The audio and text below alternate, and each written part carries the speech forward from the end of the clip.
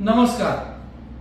तालुक्यातील माझ्या मायबाप जनतेचं, मतदार राजांचं आणि ह्या निवडणुकीमध्ये माझ्या सोबत रात्रंदिवस झटणाऱ्या, धावपळ करणाऱ्या माझ्या सहकार्यांचं आणि हितचिंतकांचं, मित्रांचं मी मनापासून आभार मानतो। या चुरशीच्या अटीतटीच्या निवडणुकीमध्ये आपण जी धावपळ केली, जो उत्साह दाखवला, जो जल्लोष दाखवला, जे सहकार्य केलं, हे निश्चितपणाने कौतुकास्पद आहे आणि अविस्मरणीय आहे। मी कदापि विसरू शकत नाही।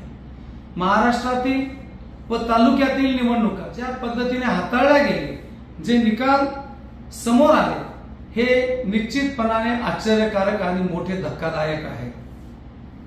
मोठी गडबड आणि घोटाळा ईव्हीएम मशीन मध्ये झालेला सदृश्य दर्शनी दिसून येतो। फेरीतील लीड, बूथवरचं मतदान हे संशयास्पद आहे।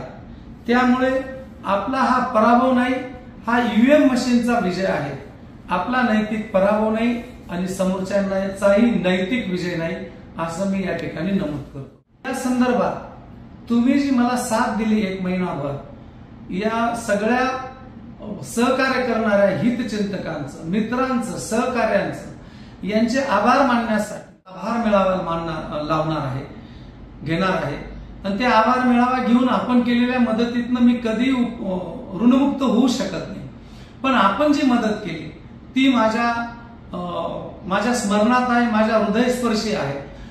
ते केलेल्या मदतीचं कुठेतरी आभार व्यक्त व्हावे, तो ममत भाव ठेवण्यासाठी मी लवकरच एक मेळावा घेणार आहे, आभार मेळावा। ज्या मेळाव्याची तारीख लवकरच ठरेल, ती तारीख आपल्यापर्यंत पोहोचवली जाईल व्हॉट्सअपद्वारे। त्याच्यानंतर प्रत्यक्ष ऑफिसमधून फोन करून त्या मेळाव्यात आणि याला अशी अपेक्षा करतो। पुन्हा हा जय पराजय हा दुय्यम भाग आहे। हा विजयही पचवता आला पाहिजे, पराजयही पचवता आला पाहिजे। आपण गावामध्ये कोणी गुलाल टाकला, कोणी आडवं तिडवं बोललं तर त्याकडे दुर्लक्ष करा, संयम ठेवा, गावामध्ये शांतता ठेवा, एवढंच मी आपल्याला नम्रपणाने विनंती करेल। शांतता ठेवेल अशी अपेक्षा करतो आणि लवकरच आपल्या आभार मेळाव्याची तारीख आपल्यापर्यंत पोहोचवतो। धन्यवाद।